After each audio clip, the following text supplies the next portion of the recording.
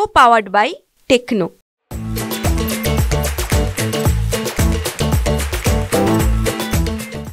संत गाडगे महाराज स्वच्छता अभियान या राज्यस्तरीय पुरस्काराच्या वितरणासाठी उपस्थित असलेले आपल्या राज्याचे पाणी पुरवठा आणि स्वच्छता विभागाची जबाबदारी ज्यांनी गेल्या 5 वर्षापासून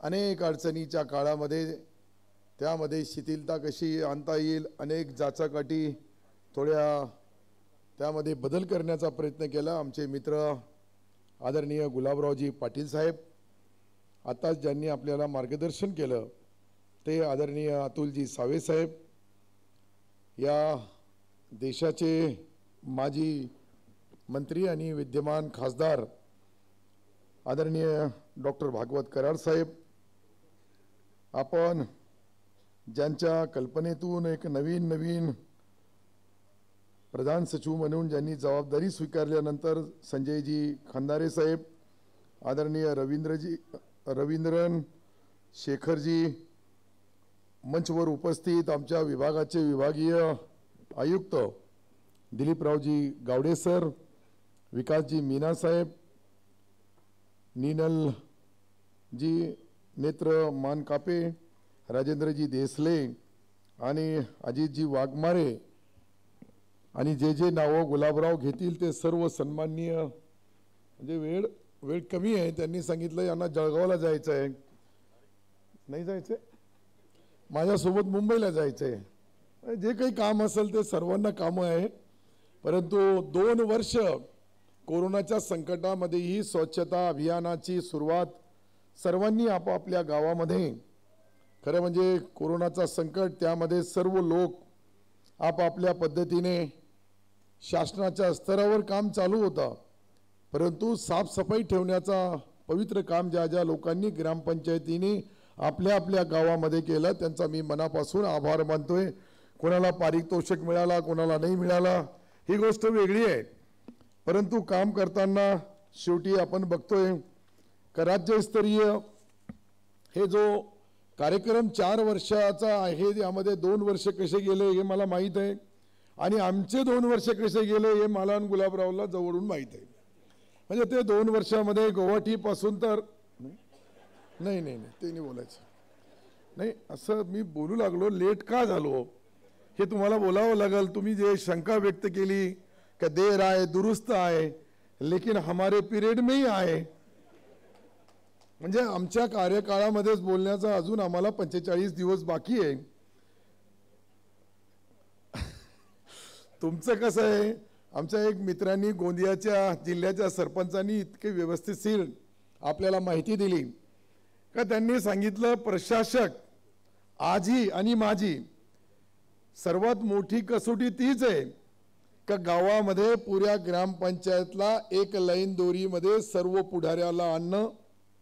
पहिले ते एक लाईन मध्ये आले का गाव आपोआप आईल लाईनवर, ते नाही आले तर कोणाला गरज नाही, बाकीची बाहेरची टीम आली, 1-2 कचऱ्याचे ढिगार इकडे टाकले, 2 तिकडे टाकले, बरोबर बाहेरची टीम येते, आपण काहीतरी पाठवतात। ये पहिला जसा जिल्हा परिषदला 60 लाख रुपये देतात गटला, राज्यस्तरीय 60,000 देतात का गट को छोटा, त्याच्या मोठ्याला 6 लाख रुपये देतात, त्याच्या विभागीय स्तरावाल्याला 12 लाख देतात आणि राज्यस्तरीयला 50 लाख देतात। तर यामध्ये हे फक्त तुमच्यामध्ये स्पर्धा कशी निर्माण व्हावी त्याच्या माध्यमातून गावाच्या जे नेते असतात, गावाचे सामाजिक संस्था असतात, काही गावामध्ये धार्मिक जे ट्रस्ट आहे तेही चांगले काम करतात, यांच्या माध्यमातून द्वितीय पारितोषिक 4 लाख, 9 लाख, 35 लाख, तृतीय पारितोषिक आहे 3, 7, 30, अशा पद्धतीने प्रोत्साहन आहे। हे प्रोत्साहन यासाठी का पुढच्या वर्षी आता हे 4 वर्षानंतर देतात, 4ही एकत्रित करून देतात का 1 वर्षाला देणार, याच्यावर थोडी शंका असेल तुम्हाला, आहे ना, नाही आहे का? हे 4 वर्षाचं आहे ना, हे वर्ष नाही आहे, मग 4 वर्षानंतर मग 4 वर्ष एकत्रित करून देणार का? नाही, मला शंका आहे मी फार जास्त काही शिकलेलो नाहीये, जास्त काही हुशार नाहीये. तुमचा जो कन्फ्यूज तुम्ही राहायला नाही पाहिजे का सर्वाला मिळेल आणि या पद्धतीने जे मंत्रीने वाचून दाखवलं त्या पद्धतीने वर्षाचा मिळेल, पण ज्या वर्षी होऊ लागला त्याच वर्षाचा मिळेल. बरोबर आहे प्रधान सचिव महोदय? त्या वर्षाचा म्हणजे तुमचे 3 वर्ष 2 वर्षे कोरोनाने खाल्ले, 1 वर्ष बाकीच्या याच्यामध्ये गेला. जे काही गेलं ते गेलं, ते मी बोलणार नाही. गुलाबरावांनी सांगितलं ते बोलायचं नाही म्हणून मी बोलणार नाही, ते बोलणार. त्यांना माहीत आहे सर्व कसं बोलायचं काय बोलायचं. आमच्या एक मुलूक मैदानी तोप आहे आदरणीय गुलाबराव. त्यांची भाषा, त्यांची बोलचाल, त्यांची ऐराणी, तिकडची गावरान जे काही असतं खेड्यापाड्याची भाषा खेड्यापाड्याची भाषा हे सुंदर वर्णन ते करतील. कारण की मी तर कधी ना कधी कोणत्या ना कोणत्या मार्गाने आम्ही दोघंही कुठेतरी बोलत असतो. परंतु हा जो कार्यक्रम आहे याच्या माध्यमातून जी स्पर्धा संपूर्ण देशामध्ये वेगवेगळ्या राज्यामध्ये वेगवेगळी परिस्थिती आहे, पण देशभर हे जे राबवण्याचं काम नरेंद्र मोदी साहेबापासून तर ज्या राज्याचे मुख्यमंत्री असतील, वेगवेगळ्या राज्याचे वेगवेगळे मुख्यमंत्री, वेगवेगळी कन्सेप्ट आहे, वेगवेगळ्या पद्धतीने आपले काम करण्याची. आता डॉक्टर साहेबांनी सांगितल्याप्रमाणे का अंधळा असूनही गाव जवळ आल्यानंतर त्याने अंदाजा लावून टाकला का माझा गाव आहे. तर कदाचित जुनी खेड्यापाड्यामधली ती परिस्थिती होती आता बऱ्यापैकी सुधारलेली. गेल्या 10 वर्षामध्ये मी तर माझा जो अनुभव आहे, मी जे खेड्यापाड्यामध्ये वाडी वस्ती तांड्यावरच्या लोकांना पाहिलं की या अभियानाच्या माध्यमातून जे काही स्पर्धा निर्माण झाली आणि स्पर्धा निर्माण झाल्यानंतर याचे परिणाम चांगले दिसतात. आमच्या 2 मित्रांनी साताऱ्याचे जे सरपंच महोदय त्यांनी चुकून त्यांच्या गावाची लोकसंख्या लिहिताना त्यावेळीची खराब परिस्थिती म्हणून 420 लिहिलं असेल तर मला माहीत नाही.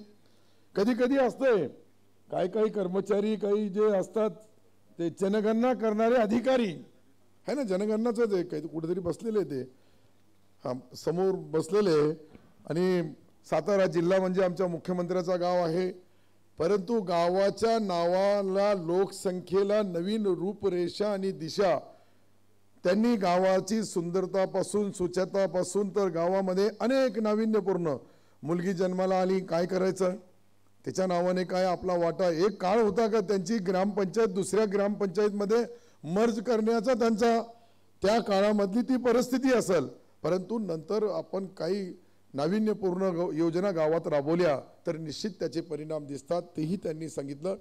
सर्वांनी वेगवेगळ्या कन्सेप्ट म्हणून गावामध्ये वेगवेगळे प्रयोग करून गाव स्वच्छ कसा राहील, गावामध्ये या निमित्ताने एकता आणि सर्व धर्मीय लोकांच्या जोपर्यंत त्याच्यामध्ये सहभाग होत नाही तोपर्यंत पूर्ण गाव स्वच्छ ठेवणे, पाणी शुद्ध देणे.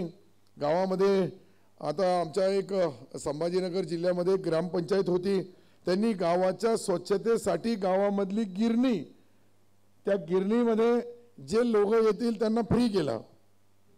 मला वाटतं कोणतं तरी आपल्या जिल्ह्यामध्ये पाटोदामध्येच होता. असं कुठेतरी एक नवीन कन्सेप्ट, नवीन विजन, नवीन प्रयोग करतात.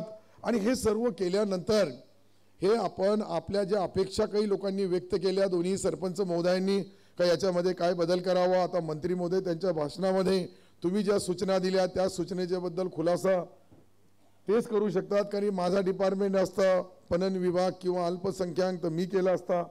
परंतु कॅबिनेटमध्ये आता एखादी कॅबिनेट कदाचित होऊ शकते, 1-2 मी बोललो आमचा शेवटच्या ओव्हर चालू आहे आता, त्यामध्ये कसे रन निघतात, चवे मारतात, छक्के मारतात का LPW आउट होतात हे कोणाला माहीत नाही तो. पण माझ्या एक मित्रांनी सांगितलं का शोले पिक्चर तुम्ही कधी पाहिला असेल तर शोले पिक्चर मध्ये जी टॉस होते त्यामध्ये परमनंट जिंकणाराच जिंकतो. तर ही अपेक्षा आम्हाला आहे. लाडली बहीण योजना आणली, आम्ही पुन्हा येऊ आणि तुमचे राहिलेले प्रश्नाला वाचा फोडू. शेवटी तुम्ही जसा ग्रामीण भागामध्ये, आम्ही बी ग्रामीण भागामधून कुठेतरी बस जमलो तिथपासून पाठीमागं बसत इथपर्यंत आलो. आता पुढच्या निवडणुकीला निवडून आलो तर निश्चित तुमच्या पूर्ण सूचनेचा आम्ही तंतोतंत पालन करू. शेवटी लोकशाही आहे. लोकशाहीमध्ये लोक जे बटन दाबतात त्याच्यामुळे तुम्ही बी गावामध्ये सरपंच म्हणून कोणी कोणी कसं कसं निवडून येतो. प्रत्येकाची वेगवेगळी प्रथा आहे गावाची.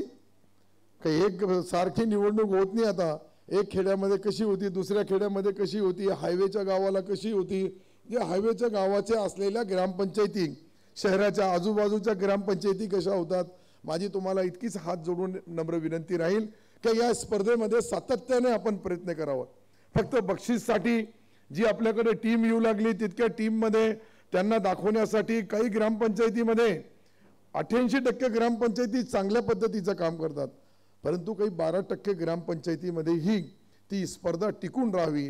आता गुलाबराव पुढच्या वेळची घोषणा करतील, काय करतील किती करतील मला माहीत नाही. दिलदार माणूस आहे, शेवटी चांगले 24 छक्के मारू शकतो अशी अपेक्षा व्यक्त करतो. आणि आपल्या सर्वांना ज्यांना ज्यांना पारितोषिक मिळाला त्यांना मनापासून शुभेच्छा. ज्यांनी स्पर्धेमध्ये भाग घेतला परंतु काही कारणास्तव ते येऊ शकले नाही त्यांना येणाऱ्या वर्षाच्या शुभेच्छा. आणि येणाऱ्या वर्षी बिलकुल वेळेवर वर्षभरामध्ये तुमच्या 3 वर्षाची मेहनत वाया जाणार नाही याची दक्षता निश्चित सरकार घेईल. आम्ही नसलो तरी खंदारे साहेब तुमच्यासारखे अधिकाऱ्यांनी अधिक त्याचा लाभ प्रत्येक वर्षीचा द्यावं. त्यांची जी अपेक्षा होती मी बोललो नाही तर गुलाबराव त्याचा उल्लेख करणार नाही आणि गुलाबरावने उल्लेख नाही केला तर त्याची नोंद होणार नाही. याचे मला थोडीफार जाणीव आहे. म्हणून तुम्हाला सर्वाला मनापासून शुभेच्छा. आदाब, सलाम, राम राम, जय भीम, जय हिंद, जय महाराष्ट्र.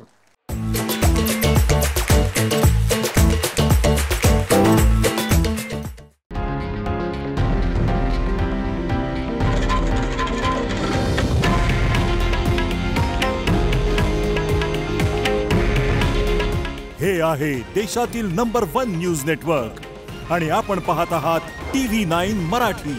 काळजी तुमची, हित महाराष्ट्राचं.